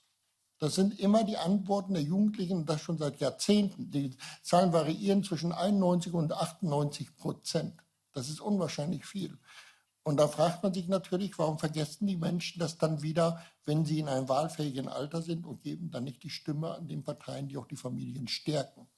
Und das ist die Krux bei der Geschichte. Und da komme ich jetzt auch auf die Frage, auf die erste Frage, die gestellt worden ist, möchte ich noch mal ganz kurz, denn eins greift ja ins andere. Es ist zum Glück, dank dieser ganzen Studien, ist es zum Glück mittlerweile so weit, dass wir die Problematiken der Familien aus dem Schattendasein herausbringen und sie ins Licht stellen können, sodass die sichtbar werden. Das war früher ja auch nicht so. Das ist schon mal ein großer Verdienst der Studien. Und das hat sich mit Sicherheit vieles gebessert in der Richtung. Dass die Länder auch auskunftsfreudiger geworden sind und ehrlicher sind mit den Daten, das hat sich gebessert. Aber wie die Frau Professorin schon richtig gesagt hat, es fehlt die Partizipation der Kinder und Familien an den Gesamtergebnissen, die hier zusammengetragen ist in dieser Datenflut. Das fehlt. Und das ist der nächste Schritt, den wir dringend eingehen müssen. Sowohl die Politik ist hier gefordert, aber auch Sie alle sind gefordert. Seien Sie Multiplikatoren und bringen Sie zumindest in Ihrem Bekanntenkreis die Problematiken der Familien Europas näher. Und erklären Sie, warum es so wichtig ist, Familien zu stärken. Denn nur aus starken Familien heraus kann auch ein starkes Europa entstehen, was dann in der globalen Welt sich behaupten kann. Und das geht nur durch starke Familien. Und das müssen wir transportieren und das müssen wir in die Köpfe hereinbringen. Und wenn ich dann höre, dass es Politiker gibt hier im Europäischen Parlament, ganz weit verbreitet, die sagen, Familien können gar nicht mit Geld umgehen. Die glauben gar nicht, was ich mir anhören musste. Wir wollten ja ursprünglich 50 € je Kind in Europa haben, Kinderkostengeld. Wir haben es dann reduziert auf 25, weil das Argument, das Totschlagargument kommt immer, Familien können gar nicht mit Geld umgehen. Wir stärken Institutionen, die Familien unterstützen, ja, aber die Familien selber finanziell unterstützen, geht gar nicht. Das ist das Argument, was Sie immer anführen. Da gibt es aber auch deutliche Untersuchungen, die sagen, das ist Lüge. Das ist einfach eine Schutzbehauptung, das stimmt schlichtweg nicht. Natürlich können Familien mit Geld umgehen, genauso wie Sie, ich und jeder andere auch. Und natürlich benötigen die Familien das Geld. Das ist einfach nur eine Schutzbehauptung und das ist unwahr. Und das wurde belegt mit hinreichenden Untersuchungen, mit hinreichenden Umfragen auch. Das heißt, wir durch solche Datenerhebungen, die wir hier haben, entziehen wir auch den Leuten, die akribisch darauf bedacht sind, die Familienbilder zu zerstören, denn die gibt es durchaus in unserer Gesellschaft, denen entziehen wir auch immer mehr die Argumente, dank dieser Datenerhebungen. Das muss man auch so deutlich sagen. Insofern tut sich da sehr, sehr viel und es schreitet weiter voran, keine Frage. Jetzt geht es darum, wie können wir die Familien und die Kinder partizipieren lassen an unseren Erkenntnissen und wie kriegen wir gesamtgesellschaftspolitisch gesehen in ganz Europa, dass Familien spezieller gefördert werden und dass Familien entsprechend auch ein selbstbestimmtes Leben, und das hat nun mal auch mit Geld zu tun, ein selbstbestimmtes Leben führen können. Und das ist ohne Geld nicht möglich. Es sind Getriebene. Wie ich vor Eingang schon gesagt habe, am 15. des Monats, der Hälfte des Monats ist bei den meisten Familien kein Geld mehr da in Europa. Das muss man so sehen. Und dann geht es nur noch ums nackte Überleben, bis das erste Gehalt wieder fließt. Das sind dann Getriebene. Da kann man nicht von einem selbstbestimmten Leben reden. Und das ist unsere gesamtgesellschaftliche Aufgabe und es ist auch unsere Partei ist auch eine christliche Partei. Und ich sage hier nochmal ganz deutlich, es ist auch unsere christliche Pflicht, hier endlich die Familien zu stärken und aus dieser Armutsfalle herauszuholen und herauszuführen. Und deswegen bin ich da Überzeugungstäter. Ja, ich hoffe, dass ich das soweit Frage 1 und 2 beantworten konnte und danke für Ihre freundlichen Worte.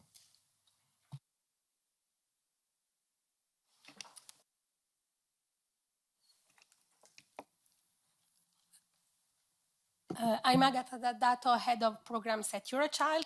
I was wondering about the EuroFamNet. Have you given any thoughts actually on the use of information and dissemination technology, information communication technology to deliver parenting and support services to families? And if so, have you come up with any guiding principles that can actually support decision-making in this field, in this respect? Thank you for the question, if I may reply, because this is something that came during the pandemic and is about to stay. And we have a group of colleges that are working on that regard, but in terms from the research process, there is much way still to do. So the work that has been done so far is first understanding what's going on and what are the strategies that are going on. And the idea is that a group still keep working in terms of providing guidelines and best practices, but we are not still there. And I know that Maria Jose is in the group that is working on that, so I don't know if you have more details, but I think that's the situation, yes. So hopefully we will address that, yes.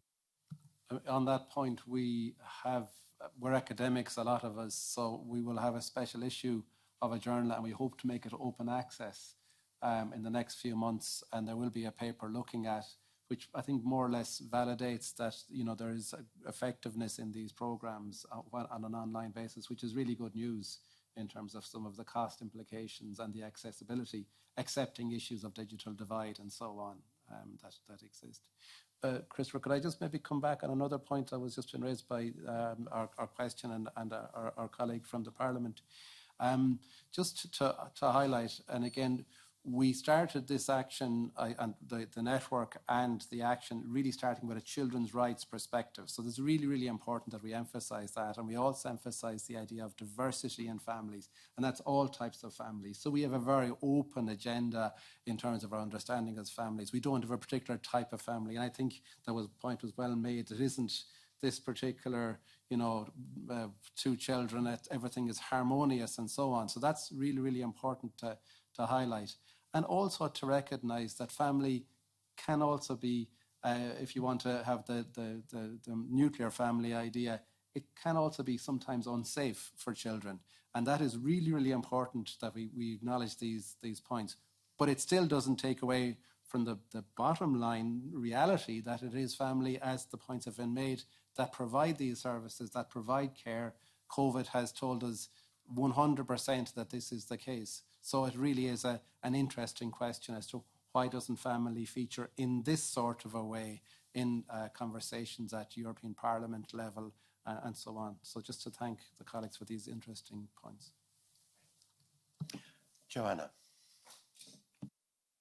Yes, I would like to, as a part of this Make Mothers Matter, as a part of this Eurofam network program and process, I would just like to give everybody today something to take home, to maybe to link with Mrs. Gawkins' ask for participation of families.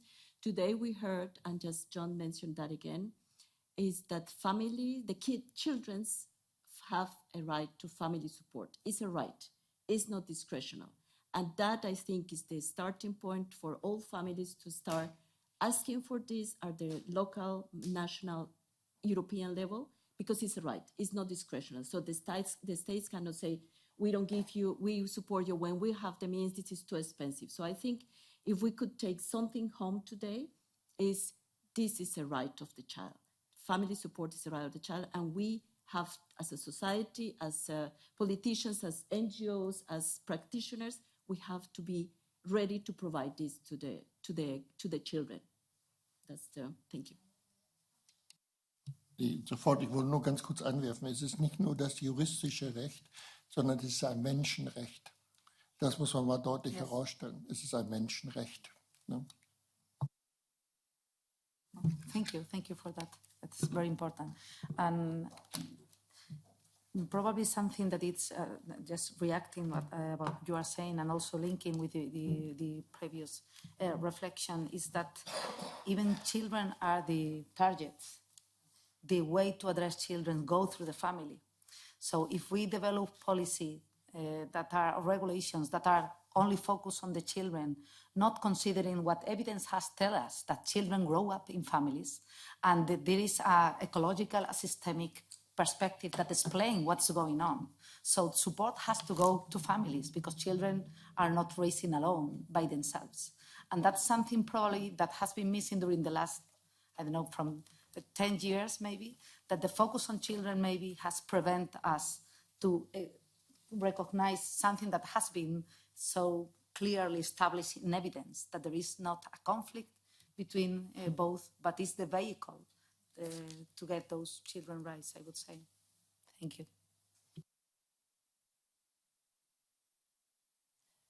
Thank you very much for your presentation. I have two questions, and it is from the Child Press reporters. First question is, do you have an example where the children themselves have been able to see the results of your work? The second question is, have you been working on family support in Holland? I'm sure you know we have had a toeslagenaffaire where 26,000 parents and 70,000 children have been very unheard by a terrible affair where the funding to the families was disrupted by the government. And still, children are shamed. So some of them are reporters, but I can't get them out to speak up. Of course, they have the children's right to have access to relevant information. So I'm very thankful for the Quality of Learning for Wellbeing that they have arranged this so that I can transfer this knowledge about your organization to the children directly. But it would be very needed in Holland anyway, but maybe you have an example in another country, because I haven't seen your organization into this affair yet, but maybe it's my misunderstanding. Thank you for the question. And this is, as I think it's clear from the table, that it's a challenge that we are addressing, and because it requires a cultural change for everyone to include those voices. And what we are doing now is we are working from arts-based methods. So what we are trying to do is translate what we are doing, the messages we have, not only in terms of dissemination, but also in terms of this iterative dialogue to get insights about how this looks like for families and children. And we had a pilot experience in Spain so far, and we are moving forward on Croatia and UK. We don't have planned any experience for this period in Netherlands, but we will be happy to move forward on that regard. We have colleges there and open for suggestions. And the idea is how can we, what we are trying to do is use what evidence is saying about other methods to work with families and children, and using those methods that have served in the past to give a voice to what we could say vulnerable population. In this case, we are using the storytelling framework. That is a framework that is quite visual and is quite narrative and is also qualitative, so it means that you can include the voices of children and families. We have planned an event in July, 4th July in Madrid, in Spain, that this will be our final event as an action, not as a network, because we will keep working, and we want to present the information there for sure. Once it's available, it will be on our website, because we are progressing on that regard. But to be fair, that I could say that is not, we have not approached fully systematically. Yeah. So that's part of our challenge for the next period. But we have some experiences that we are trying to develop. And please, no, please. Just to say, we're presenting this afternoon as well for the European Parents Association, and we will cover some of this. And one of our real agendas is to work much harder at the parent and children voice.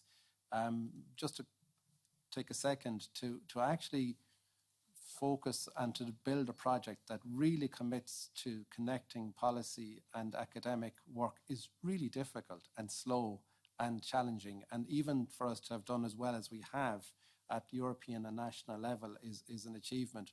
But certainly we do want to achieve significantly more in terms of the direct voices. But we have our policy and practice group, Christopher's organisation and other organisations, which really allow us to reflect in as much as we can children and young people's voices and parents, but we want to do an awful lot more. Anybody got a very short question? Again?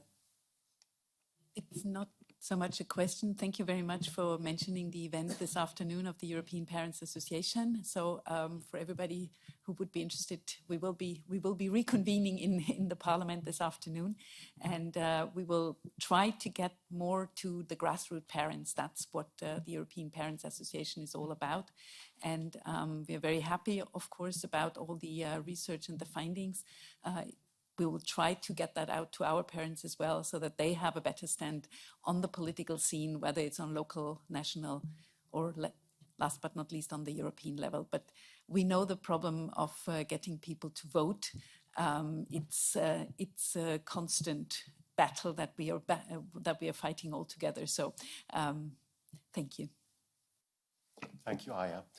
Joanna, there's still one question over there, just from Francesca. Hello, thank you very much for the presentation. I'm Francesca Pisano from Hope and Homes for Children, an NGO and at Ending Institutionalization for Children. It is very fascinating to hear about the survey and the fact that you would like to improve it by adding child participation as one of the indicators. Family separation and child institutionalization is also a sign that the child protection system is not working and the policies are not efficient. I wonder whether you are also planning to add the prevention to family separation and the prevention to institutionalization as one of the indicators. Maria, yeah, I'll take that at a general point, first of all, if that's okay. So where the action emerged from was a meeting that was held with the support of Eurochild, the Council of Europe, the centre I work for, and others. I can't remember if was there another partner, Agatha? I don't think so. And what happened at that was we brought people from all over Europe, including countries who were coming from a context of institutionalized care and the institutionalization aspect. So that the original motivation for the network, one of them is to respond to this exact point. So I think from the point of view of future surveys and really asking questions about that in the context of family support as a mechanism to prevent institutionalized care, it is very much on our agenda. Well, thank you all very much. Joanna, do you just want to mention the follow-up now, quickly? Yes, I would like to your microphone. To join us, except of the people online, to join us to our premises. Bitte Mikrofon. Yeah. Mm. So I would like to invite everybody to join us for the post-event, to continue the discussion, to continue that on a live way our premises, Make Mothers Matter. For all of you who are in person, of course, I propose that we go together like that, because it is a little bit of a way, but you are more than welcome to join us, and Wellbeing Alliance is also part of the co-hosting event. Yeah, so stay here and join us, and we go together. So to Ja, ich möchte noch ganz kurz was anfügen, und zwar von der Fragestellung eben wegen Trennungseltern. Ja, also wegen der Fragestellung wegen Trennungseltern. Also es sind ja oftmals verschiedene Kriterien, die diese Situation für die Kinder in den Familien bei Trennungseltern enorm belasten. Das sind einmal die persönlichen Befindlichkeiten, die gestört sind. Man ist zutiefst verletzt bei einer Trennung. Und auf der anderen Seite ist es aber auch das liebe Geld häufig. Ein Faktor, das liebe Geld, wollen wir herausnehmen politisch, indem wir ein Erziehungsgehalt fordern. Und wir werden auch bei der nächsten Europawahl mit dieser Forderung eines Erziehungsgehalts, europaweites Erziehungsgehalt, an den Markt gehen. Und ich sage Ihnen, das ist genau berechnet. Das Kinderkostengeld zum Beispiel, das ich vorhin sagte, haben wir genau berechnet, dass sich das zwischen 5 und 7 Jahren komplett amortisiert hätte und nach 7 Jahren man sogar in die Gewinnzone fährt, weil es eigentlich ein Wirtschaftsprogramm ist, weil es die Wirtschaft in den jeweiligen Ländern ankurbelt, weil die Familien das Geld brauchen, sie geben es aus und es geht in den Wirtschaftskreislauf rein. Da gibt es ganz klare Berechnungen, die wir angelegt haben. Deswegen ist es hier auch unerklärlich, warum sich hier 324, 25 unverantwortliche Politiker enthalten haben bei der Einführung. Das dazu. Bei der Erziehungsgehalt würde bedeuten, wir fordern für Deutschland zum Beispiel 1.800 € versicherungspflichtiges Erziehungsgehalt. Und auch das würde sich in wenigen Jahren amortisieren, weil es würde nämlich ein selbstbestimmtes Leben der Familien sichern, und eines greift ins andere. Wir möchten dann natürlich die ganze Kinderbetreuung, Kita und so weiter freigeben dem Markt, dass man das nicht so reglementiert, sondern in Deutschland haben wir das zum Beispiel bei Tagespflege für Senioren gemacht. Da haben wir es freigegeben. Natürlich gibt es eine Heimaufsicht, die alles überprüft, man muss Standards fahren, überhaupt keine Frage, aber sie können selbstbestimmt eine Tagespflege anbieten. Und so möchten wir es auch bei der Kinderbetreuung haben. Da würde so viel Kreativität freisetzen, dann wird es den Betreuer geben, den Betreuungsopa, die Betreuungsoma, die Tagesmutter, die was auch immer, was es da auf dem Markt alles geben wird. Und dann können sich die Familien selber von ihrem Erziehungsgehalt ihre Leistungen zukaufen, um Familie und Beruf in Einklang zu bringen oder halt nicht. Das muss jeder selbst entscheiden. Die Menschen sollen ein selbstbestimmtes Leben führen. Und deswegen werden wir mit dem Erziehungsgehalt herangehen. Und dann hat sich nämlich bei Trennungseltern, deswegen komme ich darauf, diese Problematik zumindest, es geht ums Geld, das hat sich dann nämlich erledigt. Weil sie brauchen dann in dem Sinne auch keinen Unterhalt zu bezahlen, denn der Erziehungspflichtige oder die Erziehungspflichtige, je nachdem, wer das Kind dann entsprechend weiter betreut, wird entsprechend dann von dem Erziehungsgehalt ohne Probleme leben können. Das heißt, wir haben die Brisanz des Geldes schon mal herausgenommen, sodass die Kinder hier nicht zwischen den Stühlen geraten und in einen Streit geraten, nur wegen den finanziellen Mitteln, wie es bei den Trennungseltern oftmals ja der Fall ist. Also eines greift ins andere. Man muss das alles im Gesamtkontext sehen. Und deswegen bin ich auch dankbar für solche Veranstaltungen heute und dankbar, dass Sie hier sind. Und wie Sie schon sagte, auch die Folgeveranstaltung enorm wichtig, und nehmen Sie vieles mit nach Hause. Und eines möchte ich noch sagen, wir haben hier draufstehen, um eine effektive Arbeitsgruppe zu bilden und ein Gefühl dafür zu bekommen, wie es weitergeht.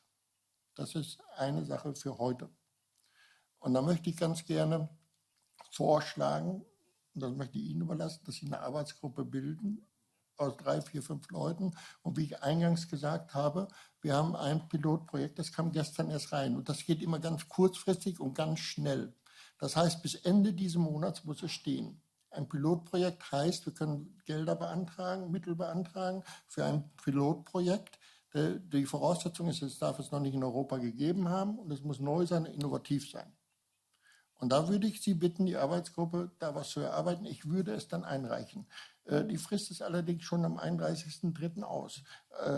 Wobei die sich verpflichtet haben, bis Juni schon zu entscheiden, wer von den Vorschlägen unterstützt wird finanziell. Egal was es ist, egal welches Pilotprojekt. Ich hatte angedacht, vorgearbeitet gestern, das schneller als schon reinkam, was ich heute erkennen musste, was wir viele schon in Studien abgehandelt haben. Ich hatte zum Beispiel anamnestische Erhebung zwischen Traditionen, Kulturen in den verschiedenen Ländern der Familien und so weiter, dass wir da Forschungsgelder freisetzen, um das zu erforschen und das abzugleichen. Das ist aber schon in diesen Studien weitestgehend enthalten. Also sind die Kriterien gar nicht mehr erfüllt.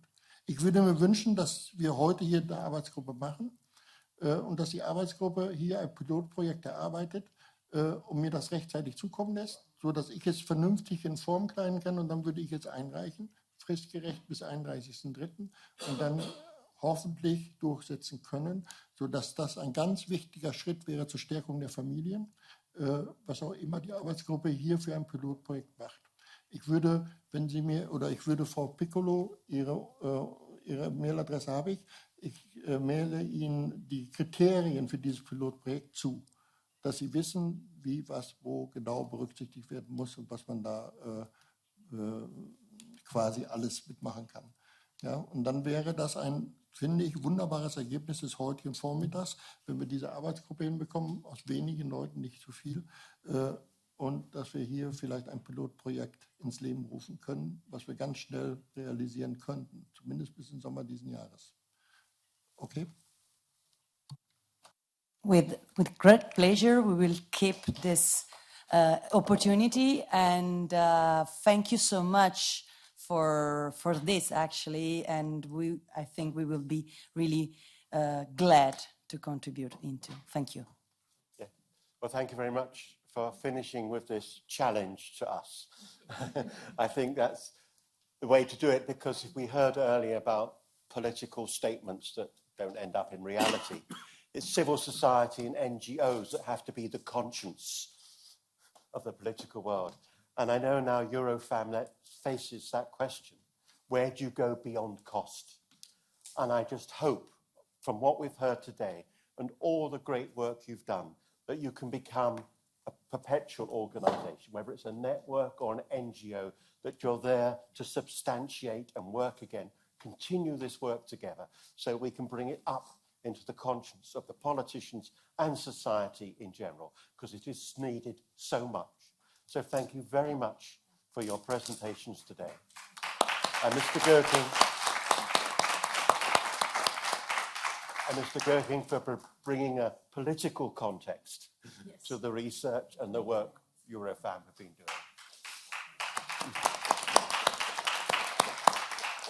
So we're over time, so thank you very much. There'll be more of these quality of childhood sessions in June, October and December, and we'll keep you informed on the themes, which are going to be very much to do with adversity, trauma and mental health. Those are the themes that we're going to take up over the coming months, and you're receiving invitations as you have in the past. Chiara, did you want to say something? Wait, to celebrate this day, this meeting, this event, I would like to ask you to go there and take all of us a picture, because I think it's a great moment to keep a takeover with us. Thank you so much.